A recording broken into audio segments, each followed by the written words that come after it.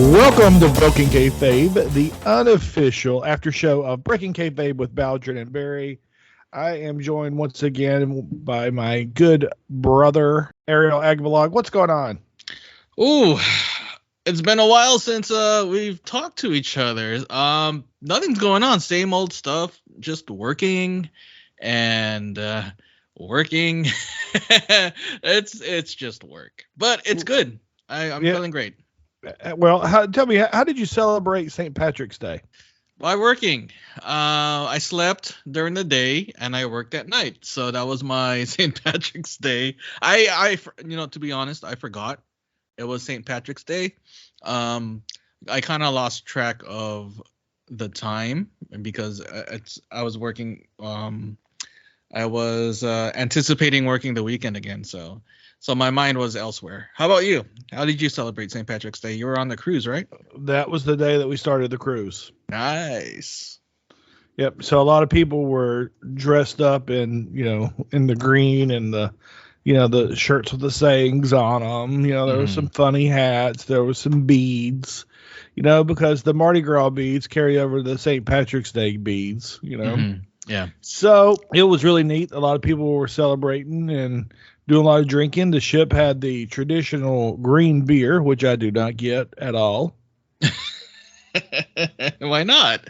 Well, first of all, is that how they celebrate it in Ireland? Do they drink the green beer? No, I think they drink Guinness. Yeah, right. I mean, I don't know. I just don't, it's just one of those things. It's like, I think, the bars probably started that crap of, how can we make it more St. Patrick's Day-ish, so, hey, let's dye the beer green. So now you've got green food coloring in it and you get green lips. And if you spill it on your shirt, then you ruin your shirt. I don't know. It would not make me feel any more Irish or patriotic, or I don't know the right phrase to drink a green beer on St. Patrick's Day. Well, it could be worse. It could be warm beer, warm green beer. Something like that. But leave it up to the Americans to take a celebration from another country and totally just turn it upside down or something like that. I don't know, but I think they call it appropriation, right? Yeah, pretty much. But it's I'm about to stir it up. We better stop. That's okay. Everybody's Irish on St. Patrick's Day. But you know what? Actually, on Saturday, I did have a Guinness with coffee. It's their Nitro Brew coffee Guinness drink. I love Guinness. I love coffee. I saw this in the store. It was on sale. I had to get it, and I absolutely love it. Well, good. That answered that question. So we saw commercials for it while we were on the cruise ship. Mm-hmm.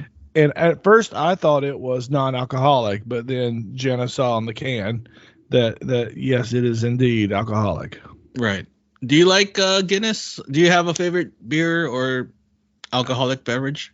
I used to, back in my younger day, enjoy a Guinness, and I also enjoyed a Boddington's, which is also the nitro beer, but I don't want to say lighter, but it is lighter in color. Mm-hmm. That was my beer for a long time, but I no longer drink the beer. Do you still drink? I mean, well, you do. Yeah, I remember you had like you were talking about like margaritas or something like that. I can't remember. So I do occasionally partake in the consumption of an alcoholic beverage.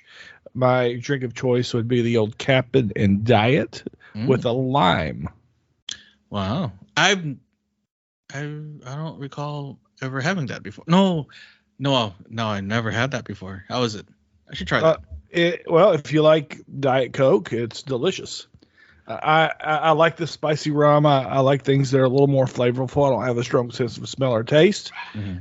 Drink of choice used to be gin and tonics, but I can't have all that sugar anymore. When you get a little older, it's like your body can't process the sugar, and so you end up getting insulin resistance, and then pre-diabetic and then diabetic, right, from drinking all that. So I had to cut the sugar out from the tonic. I And see. so I switched over to Captain and Diet, and it's worked out just fine for me. Oh, okay. I wonder. I don't really like diet. I am more of a Coke Zero guy, so I Oh, might try that with Coke Zero. same here, same here. That's what I have in my hand right now. Coca-Cola Zero sugar, they call it these days. Hmm. They did a little bit of rebranding. Got a red can now. Yeah, and change the formula a little bit. I like it. Yep, I can't taste a bit of a difference between the old formula and the new formula, but it is still delicious, and I try to limit myself to a couple a day. Me too. And I shouldn't do that, but it's addicting. It's strangely addicting. And it's weird because they have diets and they have Coke Zero sugar, and it's to me it's pretty much the same thing if you look at the nutrition label, but whatever. I mean, different flavor, but I guess I don't know. I'm gonna bring up my girlfriend again. Please do. No, she showed me she loves Coke Zero also, but she showed me a bottle of Coca-Cola she was drinking, and I saw the label. She said, "Look, babe, look at the label." And I saw it. It was Coca-Cola. It was the original formula, Coca-Cola, but with less sugar. It's not diet per se. It's not zero. It's just 30% less sugar, but with all the original Coca-Cola flavor. And I'm like, where the heck you get this? And then I looked closely at the label. It's only for Philippines. They formulated this just for the Philippine market. I don't know why. I think I don't know why we don't have it here either. It's either full sugar or no sugar, nothing in the middle. I mean, I would like to have to taste regular Coca-Cola again with a little bit less sugar. I would like that because I love Coca-Cola, but I can no longer have the as a diabetic person, I can no longer indulge in the regular Coca-Cola nowadays. So just that little less sugar, 30% less, that's pretty fine with me. But I wish we had it over here. I mean, this country invented Coca-Cola, and it's not fair. I bet if you went to like a Coca-Cola factory, you might could taste different Cokes from around the world. Yeah, absolutely. I think there's one in Las Vegas, I think. And there's have you tried Mexican Coke? I mean Coca-Cola, not Coke. Oh. Caught myself there. But we're breaking kayfabe with the FBI listening in. I know, right? I'm sure I have. I've been down there a couple times, and yeah, it did taste different. Also, one thing that I got down there was Fresca, and the Fresca that we have here, everywhere that I've seen it in the U.S., is zero sugar. The Fresca down there has sugar in it. Oh yeah. It makes a big difference using like real sugar versus like high fructose corn syrup or something. There is a difference. And actually, this reminds me of something. There is an article, I don't know if you know this, but there's a big epidemic of diabetes happening in Mexico right now, all because of Coca-Cola. And I guess there's this lady that over there, I think she's like a psychic or one of those healers or something. And she said that Coca-Cola will cure a lot of your ailments, and it's like a medicine. So people have been drinking Coca-Cola by the boatload, and there's a lot of people over there that is getting diabetes nowadays. Well, you know what? Coca-Cola may cure a bunch of things, but one thing it does not cure is diabetes. No, not at all. But we're not sponsored by Coca-Cola, by the way. I mean, we just love Coca-Cola. But if Coca-Cola wants to sponsor this podcast, yeah, they would don't. be great. No, they don't. Hey, they're like everybody else. They don't give a shit about this podcast. Nah, it's okay. It's just a couple brother shippers talking to brother shippers, except for last week and this week. Actually, these two episodes are going to be released in the same week. Okay, cool. So it was a little bit of delay for me to get the podcast edited because Jenna had two medical emergencies, we'll call them, where she went to the ER twice in the same weekish. And so, and then she spent 3 days in the hospital. So, obviously I wasn't recording or editing during that time. I was a mess. She was a mess, and she pulled through. And, the last day that she was in the hospital, I asked the neurologist. I said, "Hey, look, in about 4 days we're going on a cruise. Is that still? Is she going to be okay with that? And the crew, and then the neurologist says, "Yeah, absolutely. I recommend that you go on a cruise. She could use the relaxation and let her body recover from the stress that's been under for the last few days." Oh wow. And so I was happy about that because I too had been stressed out, not just about Janet's healthcare, but other things. And we just had the best time on a cruise. And maybe next time we will talk about that. But right now we are going to go to part 2 of our interview here with Jeff the scientist, who is not a brother shepherd. However, if he did have Facebook, and I'm sure that he would be a brother shipper all the way. Good guy. And so we're going to part 2 with Jeff the scientist out in Las Vegas right now. So this CWF Legends Fanfest, it's an hour away. It's just north of Tampa.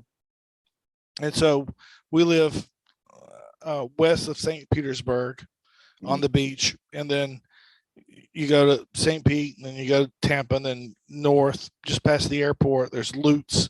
So there's this Legends Fan Fest. So on Friday, people start to get to the hotel, right? Mm-hmm. And it goes just on Saturday. It's all day Saturday. It's a 1-day fan fest, and it's in the small hotel room, not a room, but like the banquet room of a hotel, and it's like two spaces. If you know like how they have it's spaced, there's 2 of them, right? And so it's not huge, and they usually have 6 or 8 different legends there. And so the first time that we went, I had no idea how this worked, right? And when I first started listening to this podcast, it's called Breaking Kayfabe with Baldrin and Barry. Jeff Baldrin is the Baldrin. Barry Rose is the Barry part. Mm. And you should do you listen to podcasts at all? Not too many. I listen to cornets. Oh gosh, no! You should stop that one and listen to Breaking Kayfabe with Baldrin and Barry, because they talk about everything. They talk about wrestling, sports, eating, a lot of food related stuff, and they do a top 10. And they're legitimate good guys. Yeah, legitimate good guys. And so, anyway. When I was in Wilmington, when I started listening to this, they'd already had a couple of these, and Dave Pinzer is also part of it. When I moved here with Jana and I was listening to the podcast, and there was one coming up and say, "Can we go?" She and I went, and I think this is probably pre-COVID. I didn't know how anything worked. I had never been to a WrestleCon or a WrestleFest or any kind of wrestling convention whatsoever. Mm-hmm. So I just bought the generic ticket. And Dave Pinzer, you know who he is, right? Mm-hmm. He's there at the table, and I recognize him from the TV 20 years ago, whatever. Right. But he doesn't really explain, like how the things work or whatever. So we get our stuff, and we go inside, and we pay just the $60, and I don't know what we get for $60. No idea whatsoever. I just bought them to go and support this podcast. That's the type of person that I am. It's like, if I can support somebody and help somebody out, I'm there, and I'm doing it right.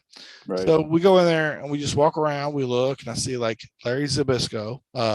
There's Ricky Steamboat. There's Bob Orton Jr. Don't remember who was next to him. All these people are out there. There's some people selling these, like the comic books, like that are really cool. These comic books that they make are like, this wrestler's life story, but they're done in comic book fashion. Really, really, really cool. So it's like a graphic novel. Yeah. And so we look at all these things, and then we turn around, go get some lunch, and then head back home. So later, after I become friends with Barry Rose, and I ask him, I'm like, how does this thing work? And he's probably like, what the hell are you talking about? because I've never been to. So the only other wrestling convention I went to is I went to in 1999. Michael Bukikio and I went to SummerSlam, and I don't remember exactly what we did there, but I know he brought masks or something to sell to someone inside the SummerSlam, and we were there for SummerSlam. And then the next day, or maybe the same day, but I think it was maybe the next day, we went to the Meadowlands at some convention, and Shiki Baby was right across from us, and we hung out with him and sold some things there, of high spots. And I mean, this is like the beginnings of high spots. Mm-hmm. Not a whole lot of planning, not a whole lot of anything. I don't even know whose convention that was. So I had zero experience of these conventions. So when we were going to the next one, I asked Barry, hey, how does this thing work? So he explained it to me, right?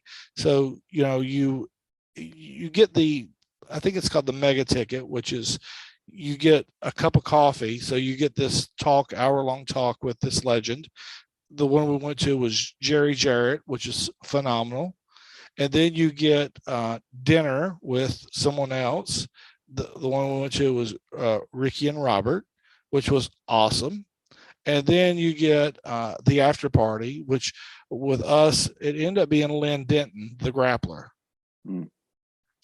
So, and then you get tickets to go up and you get an autograph. So they'll give you let's say one ticket for each person, and you can get one thing signed per ticket, or you can get, one picture per ticket. And that's how it works.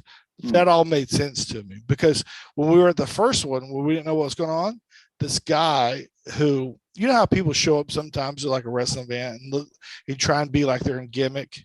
This guy was like a cowboy gimmick, obviously not a worker. He was would be more like of a manager, but he was in a gimmick. And he's like, hey, you guys want these tickets? And we're like, no, because I didn't know what to do with the tickets. What good are the tickets if I don't know what to do with them?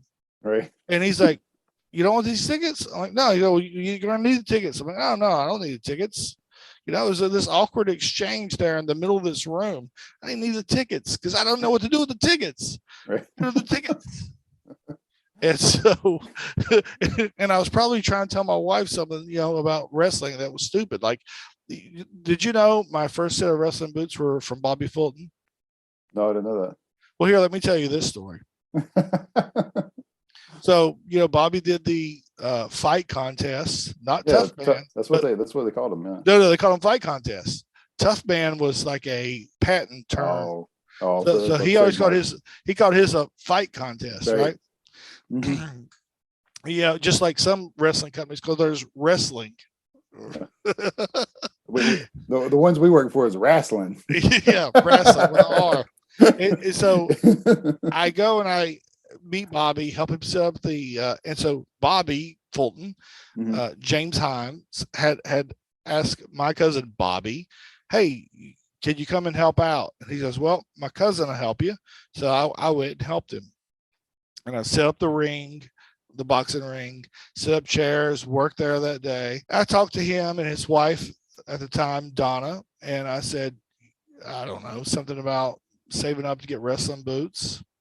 And she said, Bob, you got a ton of wrestling boots. Why don't you just give him a pair of yours? And he goes, no, he needs to work for them.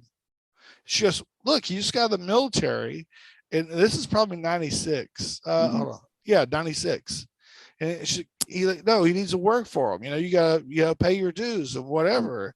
And so she's like, Bobby, you've got these, you're not even use them. Why wouldn't you give them to him? I'm not lying. This is not exaggerated. This is legit conversation. Right. And so he tells me, and I'm glad that I still remember this, because he says, when it comes to things that you want in life, you can't just do your best. You have to be willing to do whatever it takes. Mm-hmm. It's like, I did my best is not a good reason or a good excuse.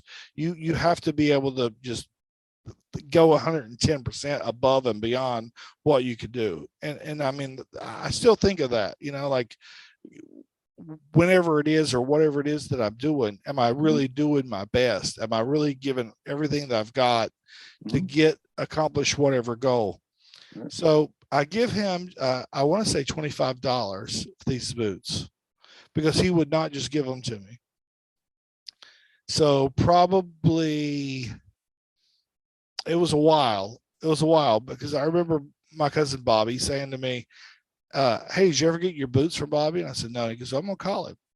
So Bobby called Bobby, and then probably, a couple weeks later, I got a box from Bobby Fulton to my address with a piece of paper that I'd written on, that he had written on, and it said, here are the boots that you wanted, thank you, God bless, Bobby and Donna. And so I wore those boots for, a couple of years till I saved up and got the boots from High Spots, the ones with that you designed for me. And so I still have them, and I have them in my closet right now with the note that's cool. that Bobby wrote. So here's the story. So my kids are not interested in wrestling, and they're not actually my kids biologically, so they don't want this shit that I have, and they're not going to want it, right? So I was like, well, let me just give it to somebody that would appreciate it.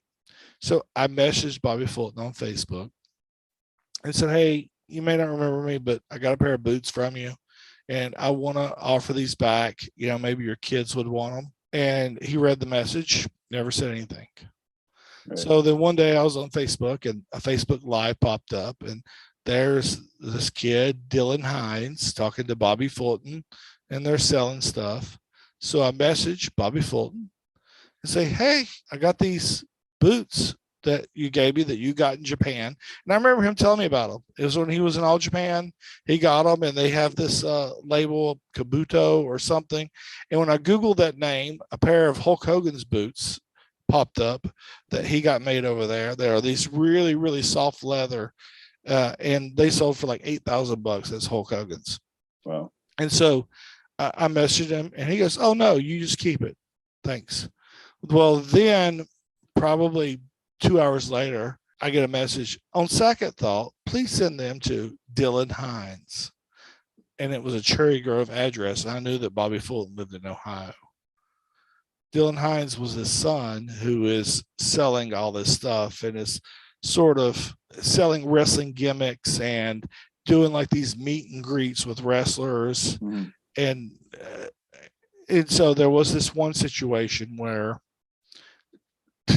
this person wanted Lex Luger to say, I'm going to make this part up, best wishes on your birthday, Lex Luger. Well, Lex Luger didn't write the best wishes on your birthday, but Lex Luger just signed his name. And so Dylan Hines went behind him and wrote and penned best wishes on your birthday. So the two writings didn't match up, and it was obvious that it wasn't Lex Luger's. So, I mean, that's kind of shady, right? Right. So when I realized that, I said, oh, I am definitely not going to give these to this kid, Dylan Hines, because that is shady. Right. If it was somebody wanting to hold on to them for, memory's sake, right, then I would definitely give them to them. But I'm not going to give them to somebody just let them turn around and go, this is a pair of my dad's boots that he had in Japan. He wore in, All Japan in 1989 or whatever. No, I'm not going to do that. I'm not going to have them just be sold to like some prostitute. I'm going to hold on to them, and then whatever happens. And so that's my story of my Bobby Fulton boots, which were my favorite boots that I had. I absolutely loved them. My second favorite, my favorite were the ones that were the Hollywood Kid boots, but they were my first set of boots. I'm not just gonna. I was okay to give them to him if like his kids were not into wrestling and just wanted a pair of their dad's boots. Right. But I'm not gonna do it for someone just to sell and make some money off of them. No, I totally get it. Yeah, the my first boots. I remember because I didn't have any money either. I was I was a broke kid, working in CVS or something, back then. Yeah, you were a farm tech. Yeah, Yeah, it was a pharmacy tech. That's how I kind of got into to that area and science and things. But yeah, the my first pair of boots, I got through Michael too. But I think he sold them to me like at face value or whatever, his cost. They were black, right? Yeah. Yeah. So he sold me that. Now the first mask, the painkiller mask you gave to me, so I should send this to you and have you the Venom. I think this is Venom, right? Venom, I think. Yeah. Yeah. So this is the one I still have. I never watched it. I remember one time, I think during our infamous hardcore match, you busted my nose, or I got my nose busted somehow. So I still have the blood stain on it. Oh, really? Oh, let me jump back to that. Let me see. Where is it? It's like a little. There's this. I mean, it's kind of dried now, but there's Yeah. like a. Let's see if I can bring it up here. Oh, yeah. Right where the nose goes. Yeah. But yeah, So it was when I drop kicked you outside the ring. Yeah. But you see it's starting to chip a little bit, I should send this and have you autograph it, man. Hollywood. No. Next time I'll be out there. We'll come out there. And then last night we were actually talking about the next time we want to come out there. Yeah, you guys can stay with us if you want to, or if you want to stay in a hotel. They're building actually another station casino near us, actually off of Durango. What is that? Yeah. So this one is one that it's chipped though. I think another Venom mask. I think I got off of Michael or whatever. Do you have it there with you? Yeah, I have it here. Yeah. Let me see. This is it. Oh, that's a different one? Yeah, it's a different color. So I got two. This is the one you gave me. Uh-huh. I had to have backups, man. I couldn't just have one. Wow. so I Googled Venom wrestling mask. Let me do luchador mask. Yeah. No, I went to because I know you were always obsessed with Spanish culture, right? And lucha libre, and I remember going down to Cabo San Lucas a long time ago. We went to this mall that they sold like all the luchador masks. It was pretty cool. They had a ring on the bus. We were going to the city or whatever. We passed the ring, so it's so cool to see the different culture, Mexican lucha libre is really kind of ingrained in that culture. It's just really cool. I watched, have you seen the Vampiro documentary? No. It's actually really good. Because Vampiro was, Canadian wrestler who didn't really make it in the States, but he was a superstar in Mexico. Like he was like top of the world in Mexico, one of the biggest names and draws there. And but it's interesting. He is such a family man. Like his daughter, he's basically raising his daughter by himself. So it's a really cool story. It's a really good documentary. It's like, where'd you see that? I think it was on Netflix, or I think it was Netflix, or it might have been Amazon Prime. But it was the Nail in the Coffin. The story of Vampiro, but I didn't realize he was such a huge draw in Mexico. I remember somewhere hearing him talk about it, like how he was like a rock star, because because no one looked like him, like it was. It's legit. Like you can see like people like respond to him, like because he's still booking down there, I think now, in the AAA. Or some of the, I think, so, or at least one of those organizations. He's a booker because he speaks Spanish fluently as well. Yeah, I watched a little bit of the Lucha Underground, and I thought it was really cool to see him do the thing that he did with Penta, and I thought it was really neat. And I thought he worked that just right. And I thought Matt Stryker was amazing. I'm surprised that he's not calling some matches somewhere. Right.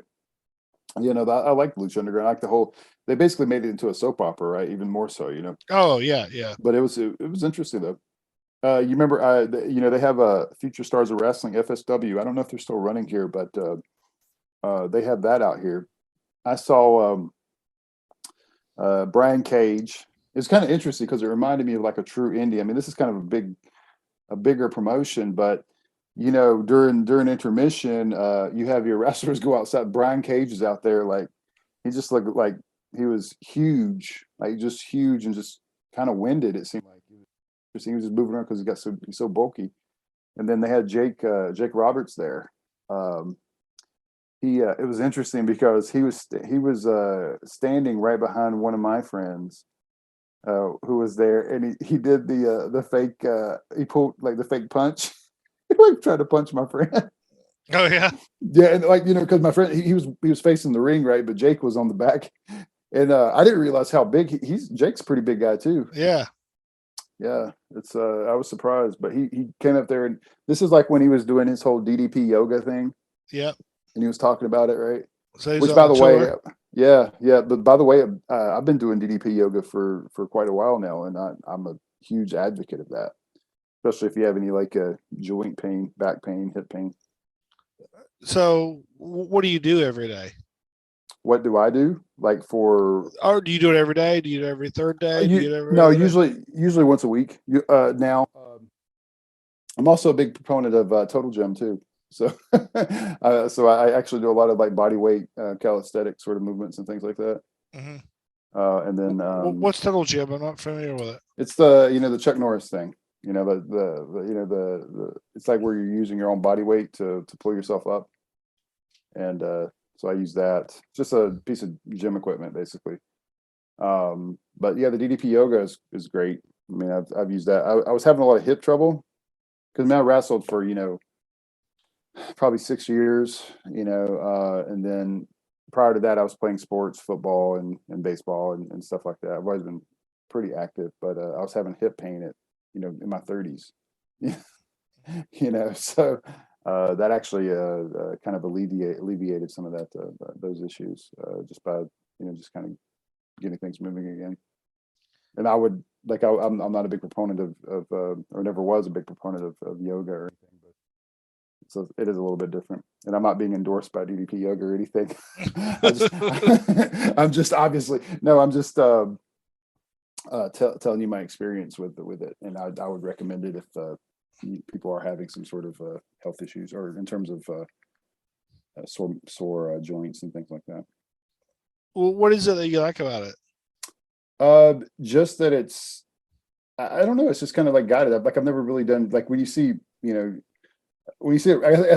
sure that the wrestling has a lot to do with it, right? Because it's like, oh, wrestler DDP, right? He's doing this, but it makes sense. I kind of have I was going to go into my undergrad degrees in exercise science, so I already have a pretty good understanding of body mechanics and things like that. But I think just using the I mean, it is a gimmick, right? I think with the moves and stuff. I mean, he's naming like your traditional yoga poses or wrestling moves. Right. Yeah. You got the Road Warrior.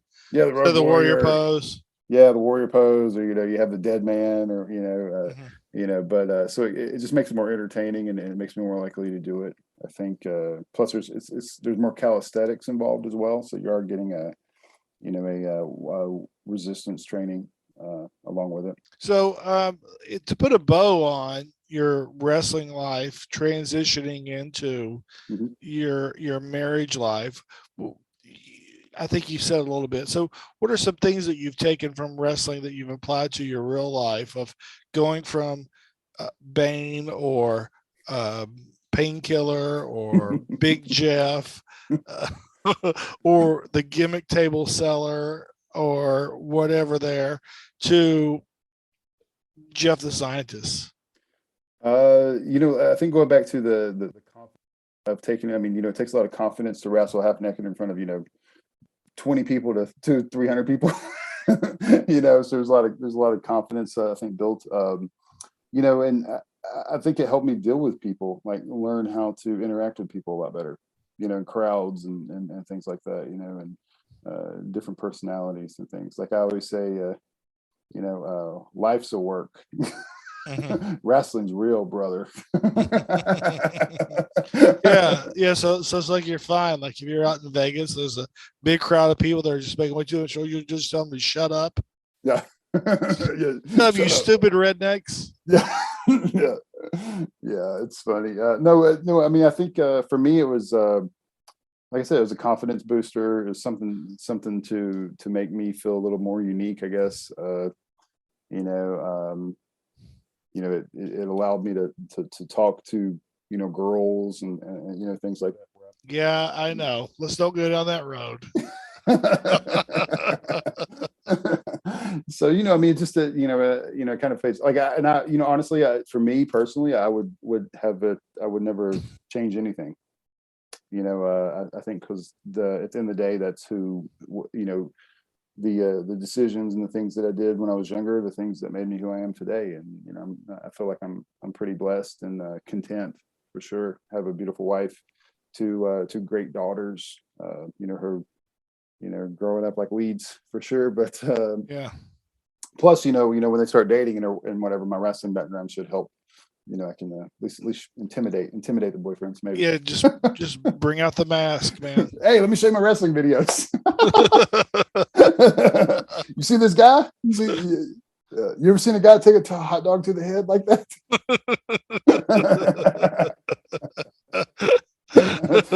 or better yet, a launch.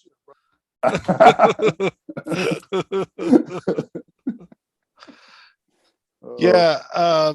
Well, thank you for coming on. I'm glad you shared your story of, being in wrestling and, getting some positive stuff out of it and getting away from it and becoming a family man and being successful. And there's also a story in there of being, I don't want to say picked on, but,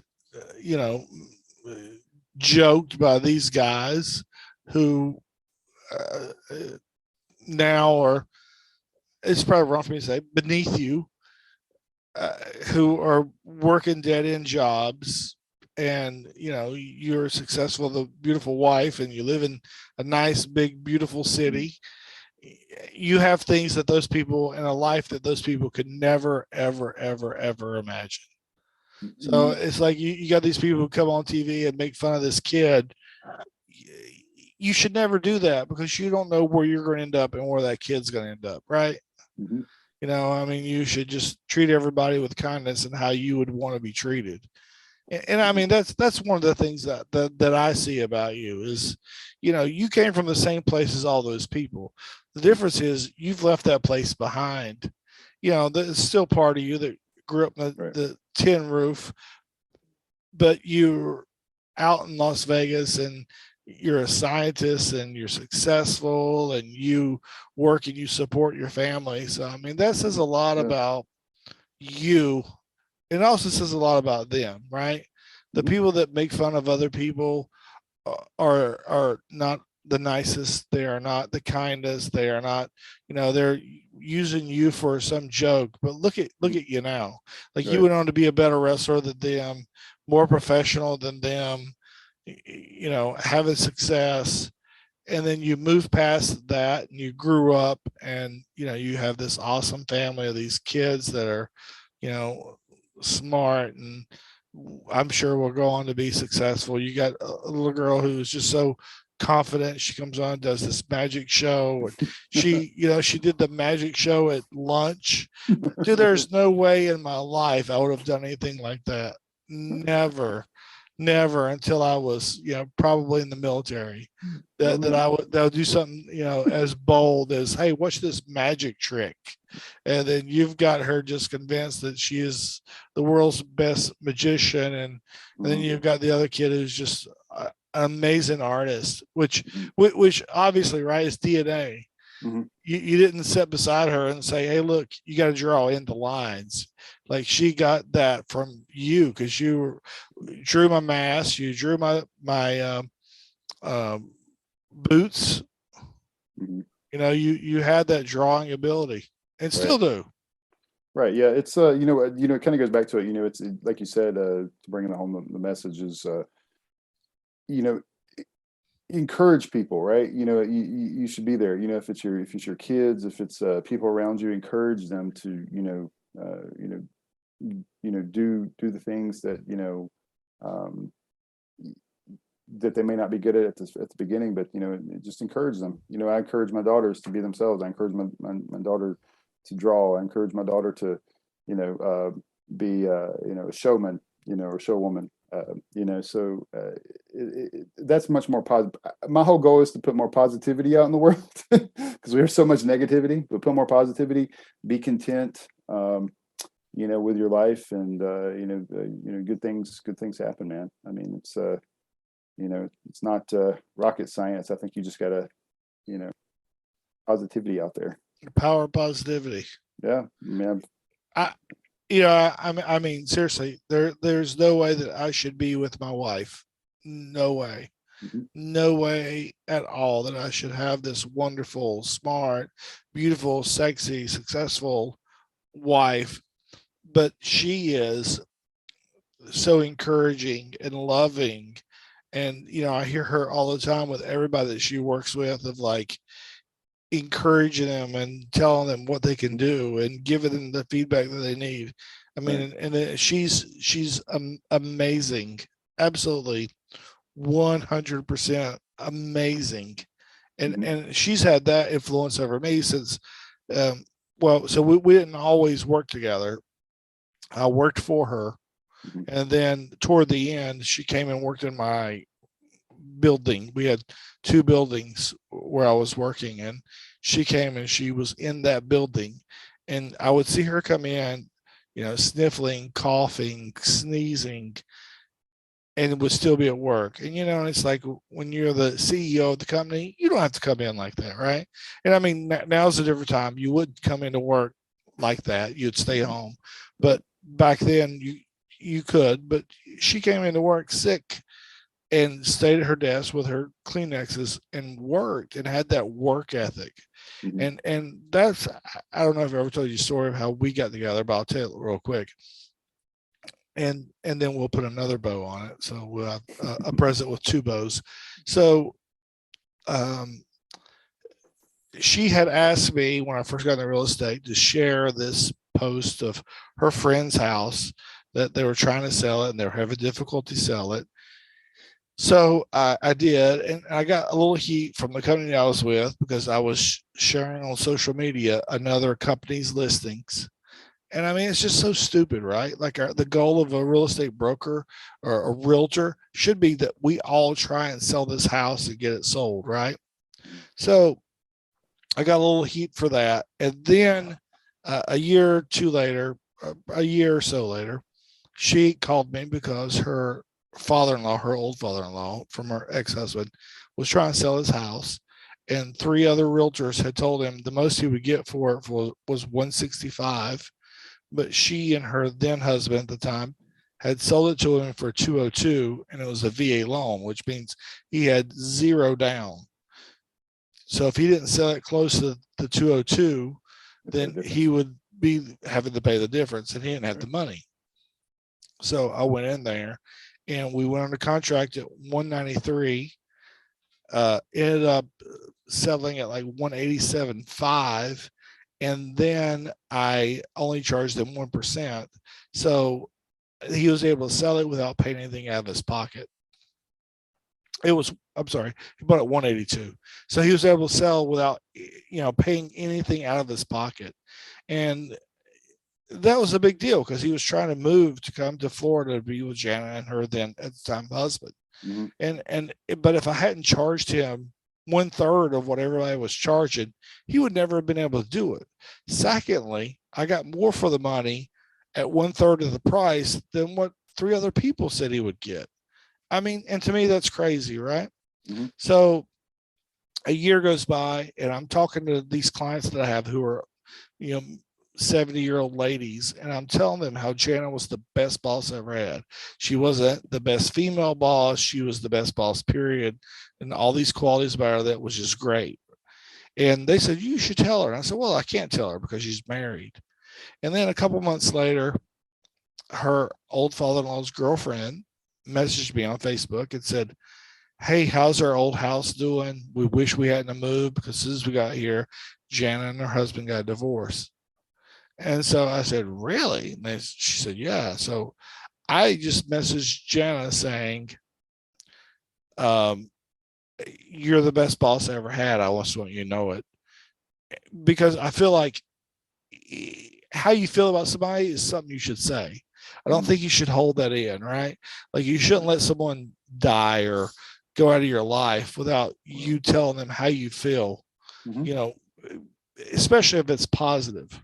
Right. So I told her that, then we start talking. I had no idea she would ever be interested in a guy like me.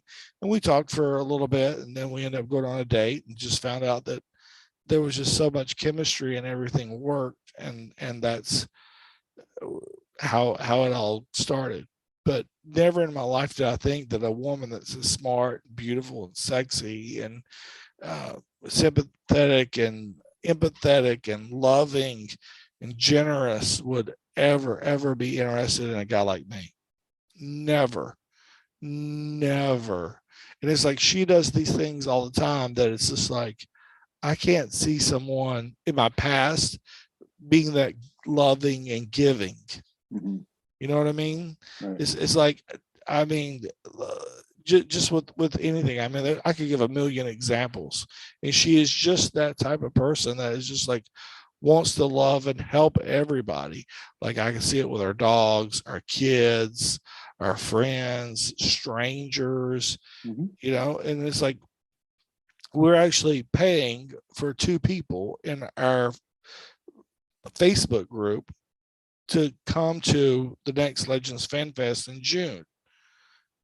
We're paying for their airfare, their hotels, transportation to and from, renting a scooter for a dude, you know, just so they can come. And she's the breadwinner. So, I mean, it's like, I don't deserve a woman as good. I deserve the Bucky. I knew that'd pop you. Oh, Bucky. Yeah, no, that's but I mean the thing too is, I mean, I mean you had to go through and experience the bad before you can appreciate the good, right? Yeah, but I was waiting for the good for a long time, Yeah. and I just didn't get it. You know, it's like, Mhm. yeah, you get the girl that go out and drink, do Jaeger bombs or whatever, but is Not that what you really? want. That's what you want right now. That's not what you want. Right. You know, Yeah. and that's the difference. Is like she's like eh, when we left the last Legends Fan Fest, she says, I said something like, there was a guy that everyone was talking about during this whole thing. It's like, I wish he could come. Well, I knew why he couldn't come, even though he didn't say it, right? It was money, financial. Mhm. And so she said, well, why don't we just pay for someone to come? And that's how it all started.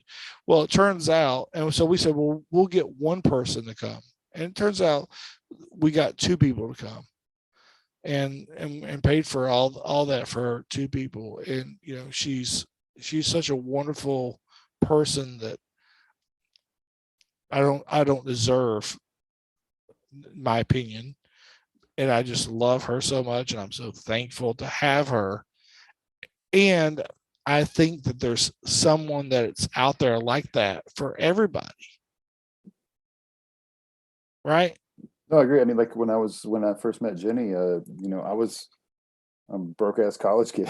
No money, no anything like that. I even felt bad. I'm like, well, I can't really And she's take making you. almost 6 figures. So Yeah, what's she need with your broke ass, I know, right? right? I'm like, what are you? I mean, and she was very caring too. She was taking care of her family and things like that too. And she But is like she is. I mean, still, I mean, you can look at you and her and the kids and the times that we've hung out, and mhm. you know, it's like you see that she's a very sweet and endearing person, and you look at your kids and you see that, right? Yeah, no doubt. Like I said, I mean, it's people, you kind of wish people, find, that person, and to build a partner, to build a life together and be content. And I think, if you're always searching for things, and uh, that's the biggest thing is to have, enjoying it, appreciating stuff. I think a lot of people have lost that, that mentality, especially in the last few years. Just be content, be thankful for what you have, especially in this world, where everything's about, you know, bling and buying the fanciest Money, car, money. likes. Yeah, it's like it's not. I mean that's what I was being facetious about the life's work. A lot of times, social media and stuff like that. It is a work. it's not reality, in a lot of ways. You guys watch the Netflix? Yeah, no, Netflix and chill. Oh yeah, no, I'm still a big movie buff. I do like my movies. Okay, well, watch Inventing Anna. I have watched it. Yep. You Yep, did? we just finished it. Yeah. Yeah. How about that work? Crazy. That's a work. I'm telling you, life is Right? work. That's what I say. Wrestling's real. I'm going to write a book one of these days. It's going to be Wrestling is Real. Yeah. You I my mean, co-author? that girl was working everybody. Yeah, to be so young. I mean, it's actually impressive, to see that. But you see a lot of people like that who are, who they're not being real with themselves. I mean, and they buy their own, BS. So that's kind of interesting. You see that in the wrestling. The indie wrestling. You see it all the time. Hey, I'm guilty. I'm guilty. Mhm. It's like I was HWK 24/7. Right. I mean, I've done that before too. I mean, I've some certain times, you have to be humbled. Well, amen. And it's like I did that like after wrestling through college. I did it through restaurant bar business, and it worked until it didn't. And then it's like, okay, then you gotta realize, hey, I need to be me, and I need to be grateful and thankful for what I have, and put in the hard work to get what I got, Right. and that's really when my life flipped and switched and turned upside down, like Fresh Prince would say. Yeah. And that was probably 2009, 2010, and then from there it was, hey, let me go from the ground up and get back on a different path. And then 2015 I got into real estate, which made a big difference. And my first year in real estate was a flop, the failure. And because I listened to what the real estate company said, the big box real estate company, and I did everything that they wanted me to do, and I still failed. And their response to that was they were just jerks.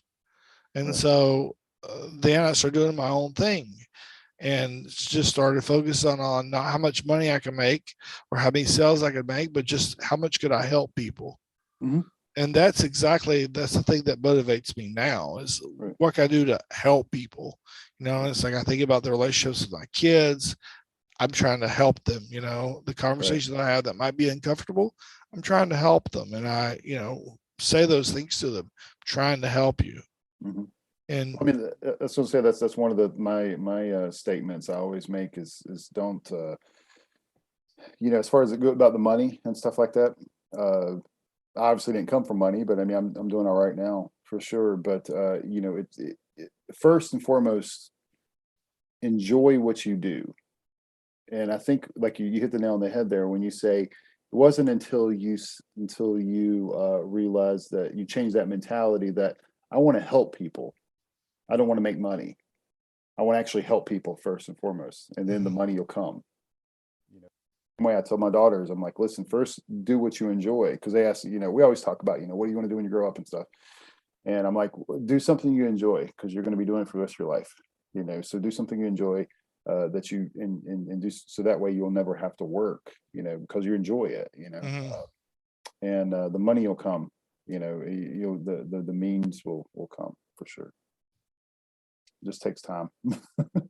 Well, cool, man. Thank you for sharing your story with the brothership and hanging out with me here at. Absolutely. It's a little earlier there for you, 7:44. You still got some time to go kick the kids in bed and admire their artwork there behind you. Right. Yeah, no, thanks for having me, man. It's always a pleasure. Feel free to. I know I've got a lot more stories and stuff. If we ever want to do it again. there's a lot. Yeah, we'll definitely get you on. Next time we'll make a list of your stories, send them to me, and we'll make sure we get to them. But I definitely want to touch on how we first met and hung out, and you traveling with Michael from High Spots. Mm-hmm. I don't listen to Cornet's podcasts. You said you don't. Why don't you know why I don't? Why is that? Because he crapped on Michael. Oh yeah, no, I've heard that before too. I didn't know what the beef was. Well, the beef was he expected Michael to sell his VCR tapes in 2007, Oh, and for free, and Michael selling his stuff, and Cornette crapped all over him, and it's just what a nice guy Michael is. Yeah, absolutely. Yeah, and so I just for Cornette to go off on Michael just pissed me off. Yeah, no, I mean, I wasn't aware of that. I had heard him say something about, high spots, in one of his things, but I didn't know the history of it. Yeah, so I stopped listening to this stuff. I won't support anything that Cornette does. Michael's a good guy, and Yes. I don't care what anybody says. He's been good to me, and like my mother will always say, every time I mention Michael, he's the most humble guy that she's ever met. So Cornette can't call him an asshole because my mother thinks that he's very humble. Does your mom remember me? Have you ever? Yeah. I told her about you last time. Not last time I talked to her, but before when we went out there and I said I hung out with Big Jeff. You remember him? She goes, "Oh yeah, he's a kid. Yeah, he's not a kid now. He's 42 kids. Not a kid anymore. Doing all right. But you're a big kid. Big kid at heart, man. And yeah, that's what keeps me young. Don't let this face fool you, brother. You just did the John Cena. You can't see me. Oh man. Oh, good. Tell everyone we say hello. We'll see you next time we come out, which hopefully will be in a couple months. Yeah, just let me know, man. Like I said, if you guys want to work out something here, if you want to definitely meet up or hang out, my sister-in-law's house, they just built a pool. That's where I was at yesterday. So. Oh yeah, that's where you were. Yeah, just chilling in the area and big backyard, and it's not like a regular Vegas place. It's really spacious there. Oh, cool, man. Well, thank you. Good talk to you. Love you, man. Yeah, love you too, man. Take care. Tell everybody I said hi. Take care. Good night. Bye. Thanks. All right. That was part 2 of Jeff the Scientist. That is the last and final part. Next week, we do have Matt Crowder talking with Travis Raines. I'm in there a little bit, not very much. And then the following episode will be Chris Zaha and Matt Crowder talking. They all three wanted to get together. It didn't work out for their schedule. However, they did 2 different talks, one with Matt and Travis, one with Matt and Chris. And so that all worked out. Nice. Yeah. So we'll have those coming up shortly. Mm-hmm. And let's see, what else were we going to talk about? Oh, one thing I want to talk about that was mentioned on the podcast this week. Have you listened to it yet? Yeah, yes, I have. Okay. What did they talk about? No, I'm just kidding. The match of the week with Raven and so versus those 2 guys, and then were you a fan of ECW? A little bit. I'm not really a fan of the hardcore wrestling, with the chair shots and garbage cans and all blood and everything. Are you a fan of the hardcore anything? Hardcore is okay. Like stop there too. So you were not. So you never went to any shows. Did you watch any of the pay-per-views? Yes, I did. Yeah. I didn't.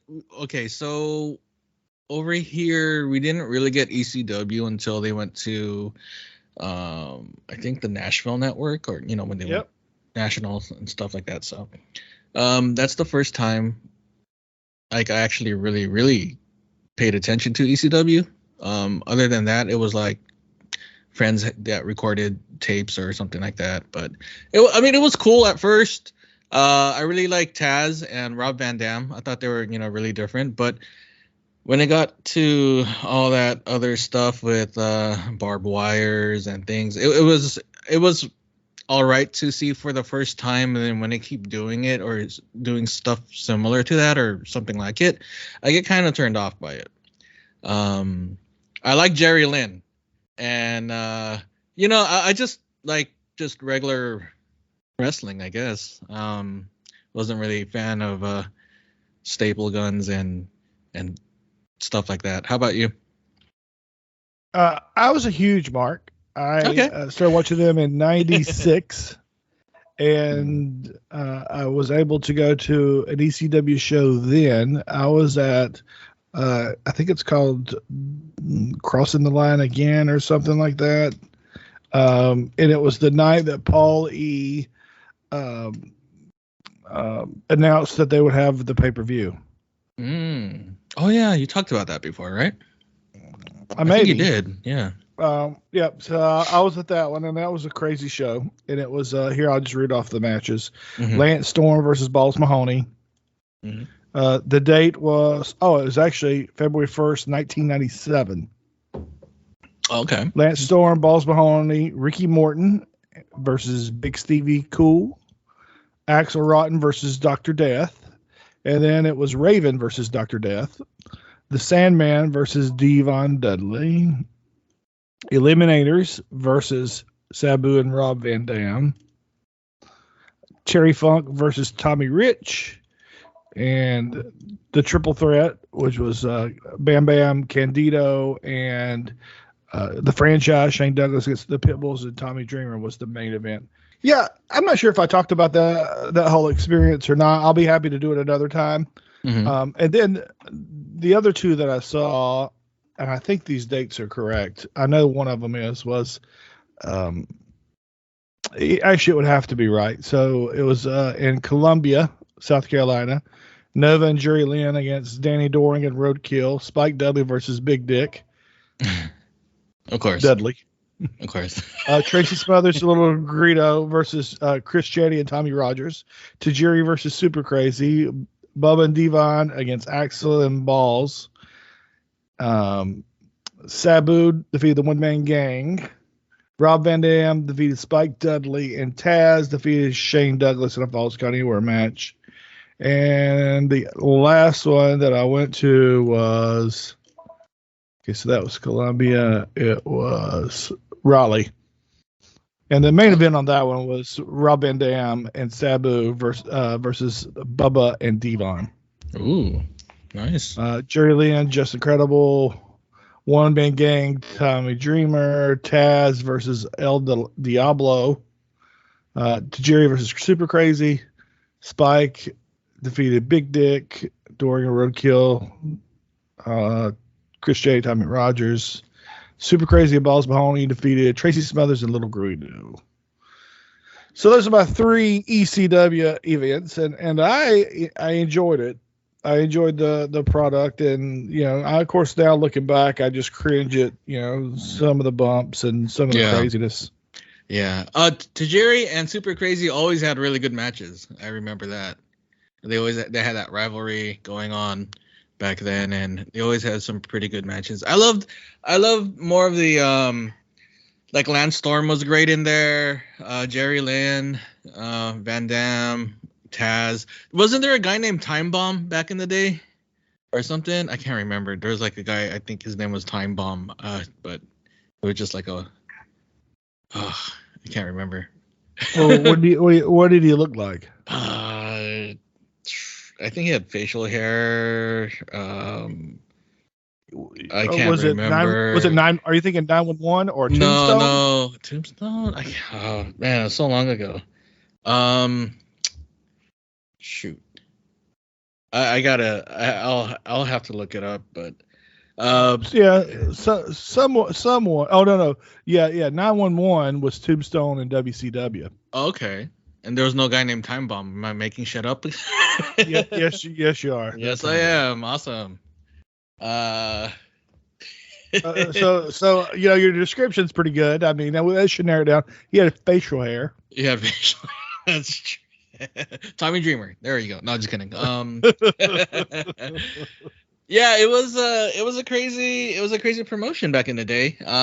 Did you ever watch FMW? Yes, from Japan. Yeah.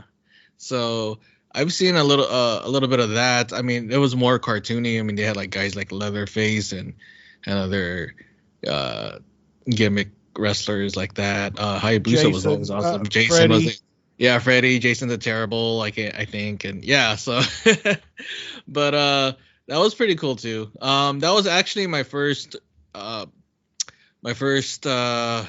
introduction to hardcore wrestling.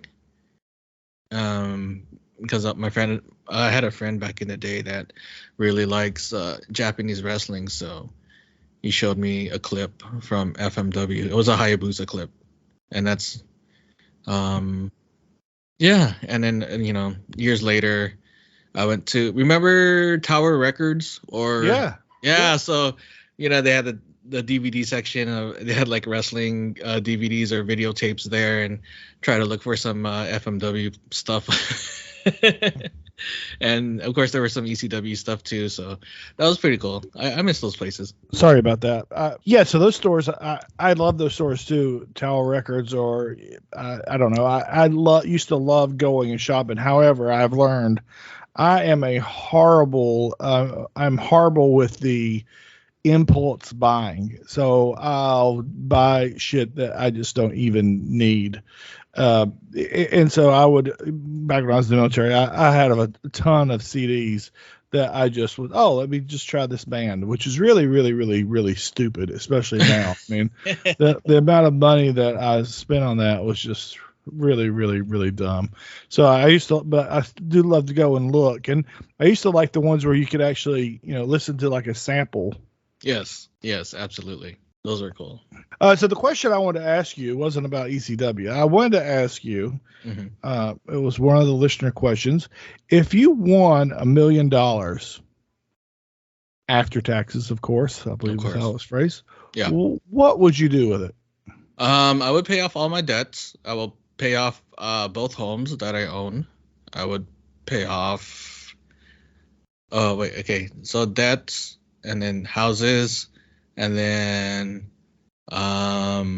okay, what 3 things would you buy? What 3 things I would buy? I would buy that's a good question. Or trips you would take, not responsible shit, okay? I know, right? Yeah. And I'm making this question boring. The answer is boring. Yes, you are. Yeah. Yeah, nobody wants to hear the responsible guy. Yeah, exactly. I would invest it in some, hookers and blow. I know.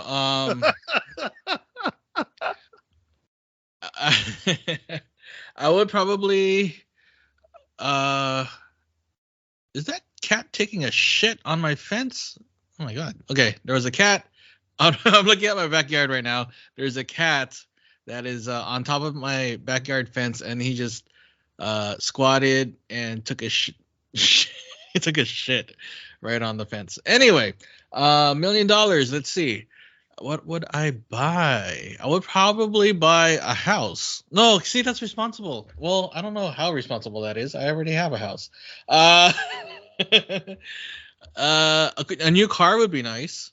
A new car, or actually, I would actually fix up my old cars. I have an old '77 Corvette that that I would love to restore, and that's not buying. Well, buying parts for it would count, right?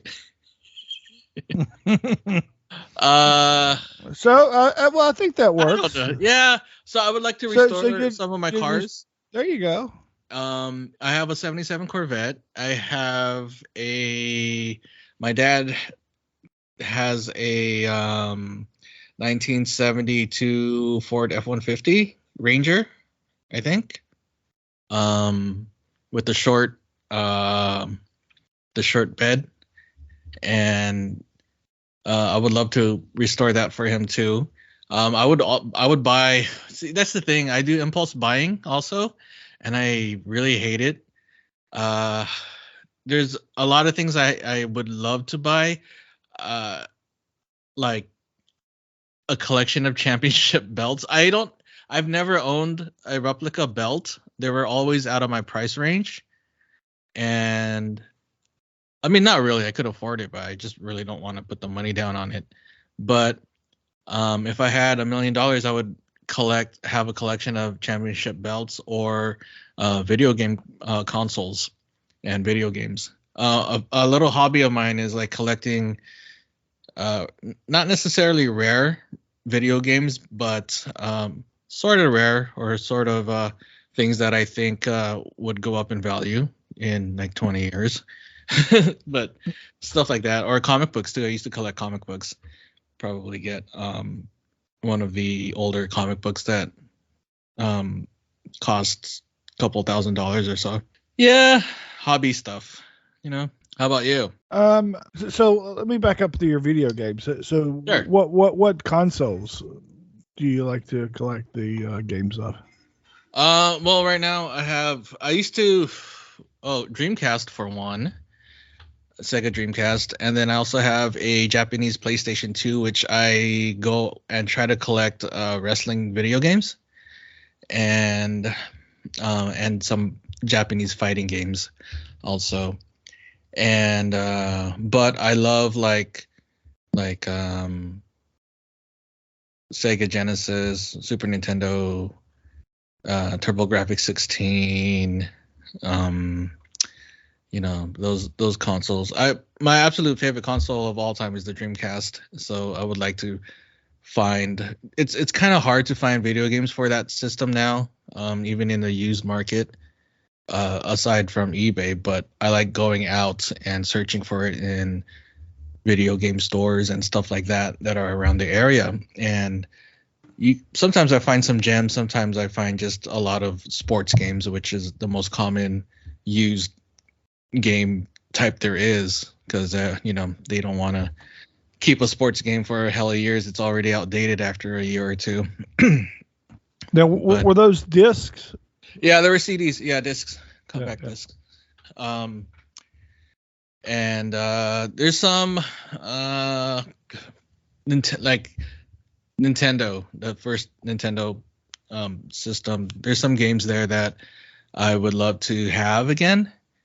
I would definitely buy a buttload of cartridges for Nintendo, and the Sega Master System, that was pretty cool too. Yeah. Wow, man, you really nerded out from that one. Very nerded, yeah, pretty much. Not as much as some people out there that love to just go and buy like rare games that I've probably never heard of before, but stuff from my childhood or my adolescence growing up, I would love to have those games again. I don't know. I mean, I had them before. I think my mom sold them, or something like that when I got older. But I miss having stuff like that. But yeah, what about you and your $1 million? So one more question. So what year did the Dreamcast come out? Ooh, late 90s. I can't remember exactly the year. 97, 98. Okay. Something like that. It was bad timing on Sega's part. It was actually revolutionary for its time, but the PlayStation, the Sony PlayStation, just totally blew it out of the water. It's a shame. Dreamcast didn't last too long, but it was very memorable with a lot of the games and a lot of the innovations that console had. Does Sega still make consoles? No, they don't. They actually, as a console maker, they stopped. They actually make games for their rivals. They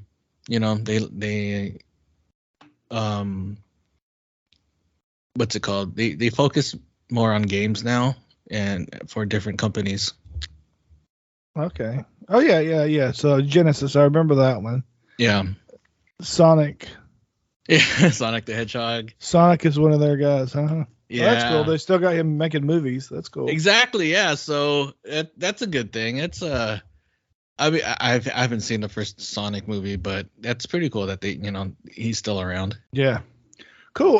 So as for me, what would I do with it? I would buy a house up near my in-laws up in Massachusetts. Okay.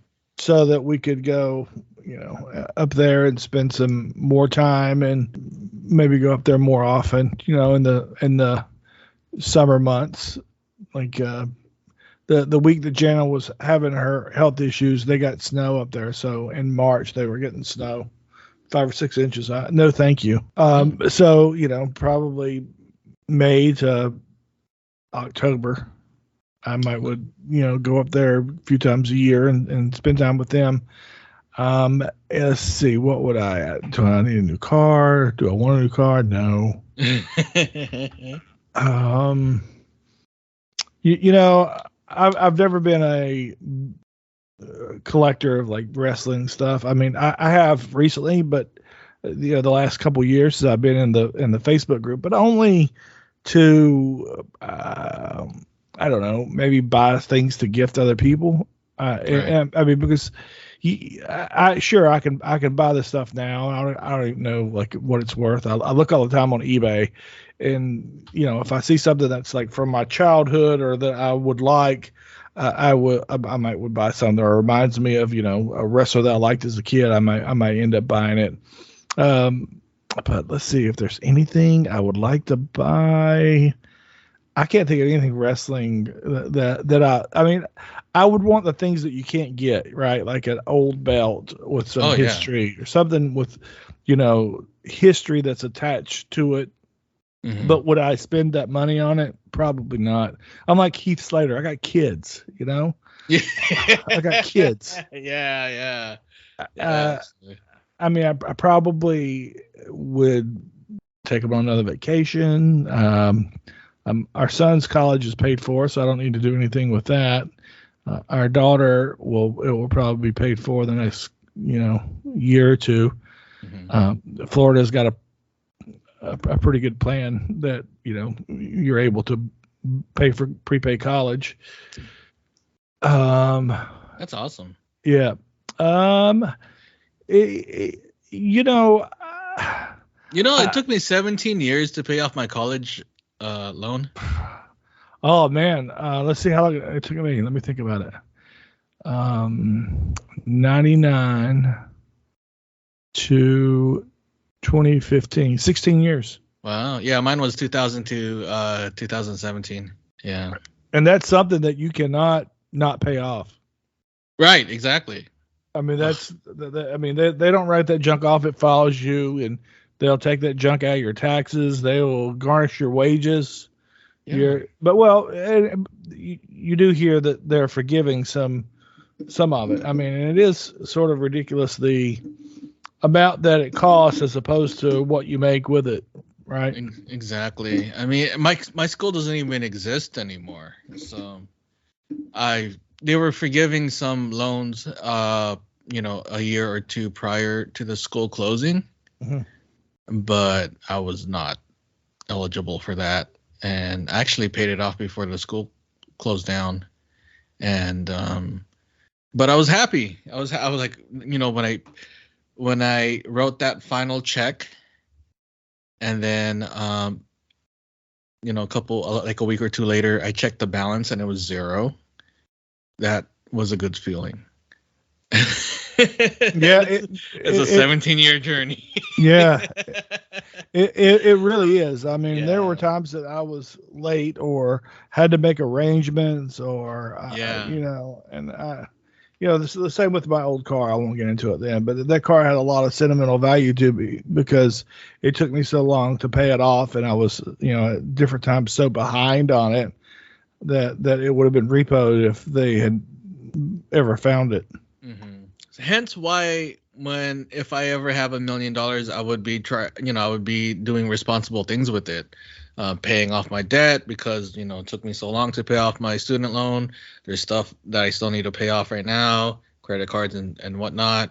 I just don't like owing money to whoever, and investing too. I'm starting to invest a little bit, learning about that.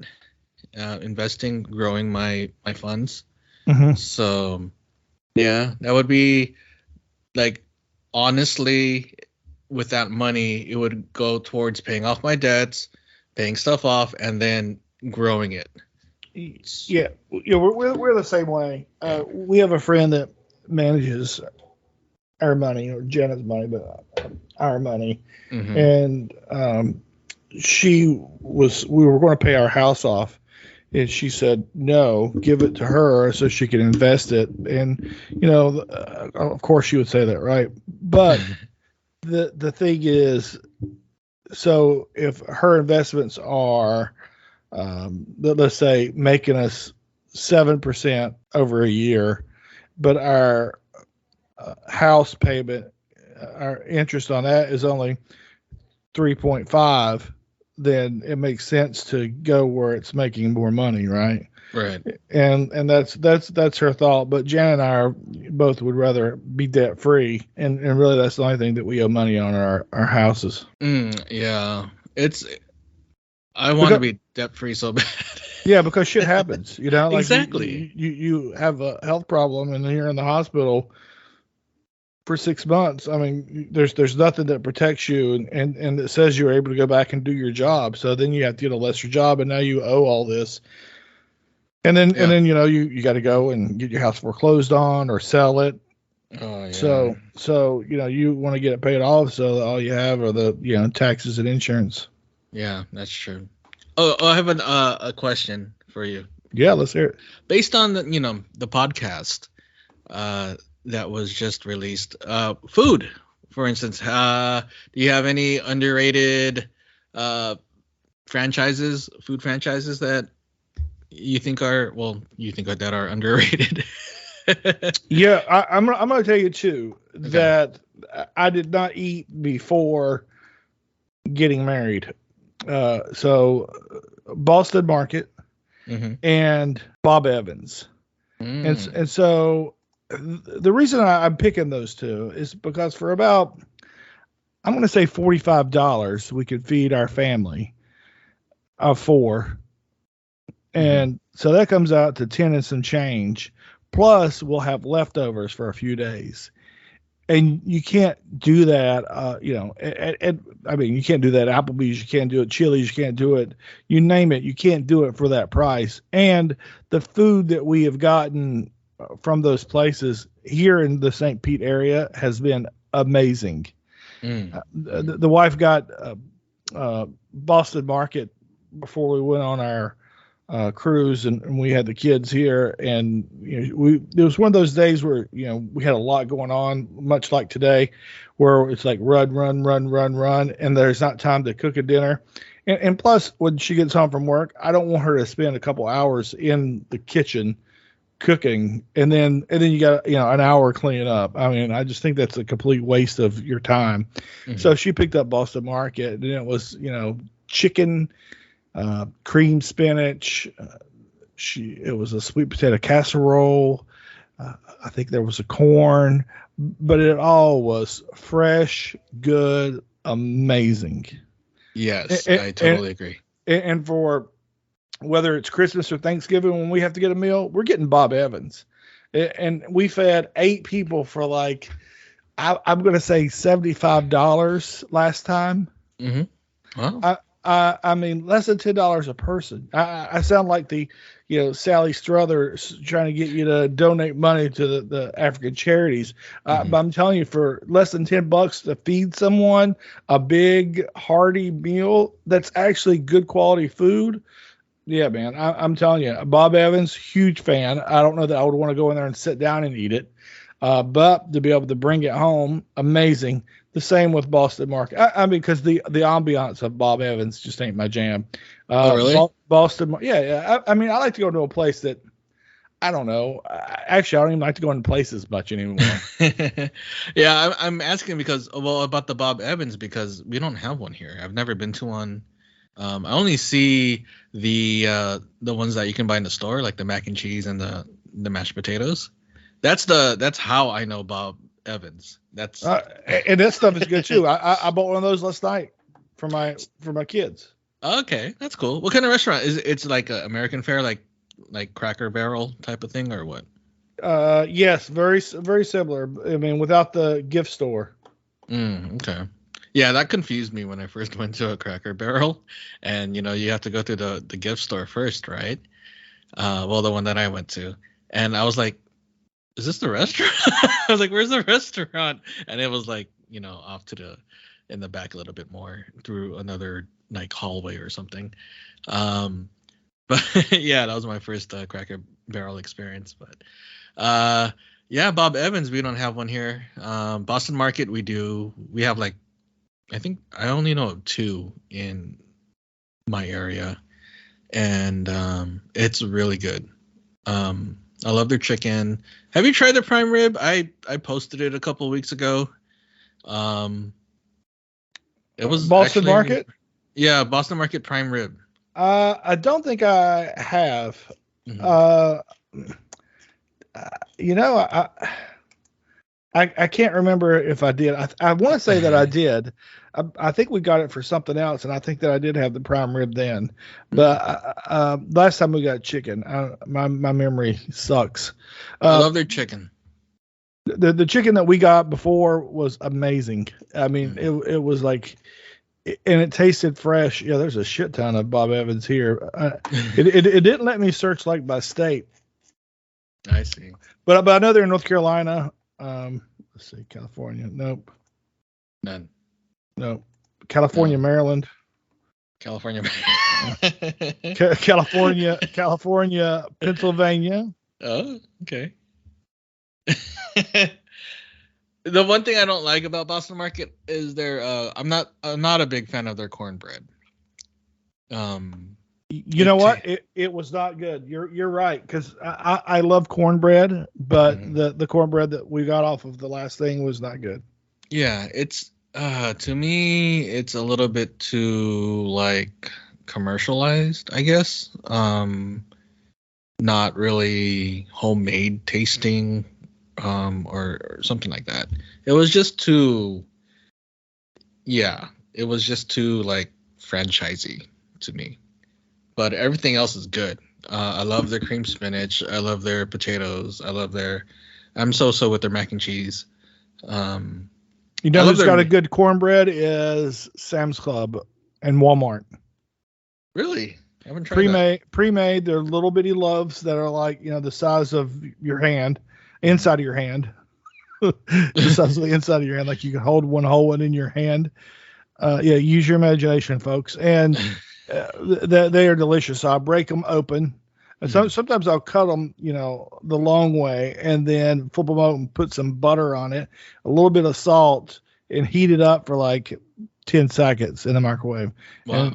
And it's amazing. Sometimes I break them in half and then, put the butter on it and a little bit of salt and eat them like finger food. Absolutely delicious. Oh, I gotta try that. I gotta look for it. I've been buying like the Marie Callender mix cornbread, and I because there's that one Jiffy or something. I don't like Jiffy. That was kind of weird. And I see the Marie Callender one, and I tried it, and actually I use cream corn along with a little bit of the water or whatever. I know this sounds blasphemous because you're from the South and you probably make cornbread from scratch, but I have to use like a premix. Anyway, I use like, man, I don't make nothing from scratch. I know, right? Same time. Jeez, it's like yeah. But I use cream corn, and it comes out really like moist and delicious, and it has bits of corn in there, and I love it. It's I love that little hack, if you want to call it that, little food hack to jazz up the cornbread a bit. Yeah, that's pretty good. I've never heard of that before. I've actually put corn in the cornbread. Yeah, cream corn works. It works really well. It keeps it moist too. I was afraid because I had some bad experience with like those box pre-made mix with of course the Jiffy one. It came out too dry.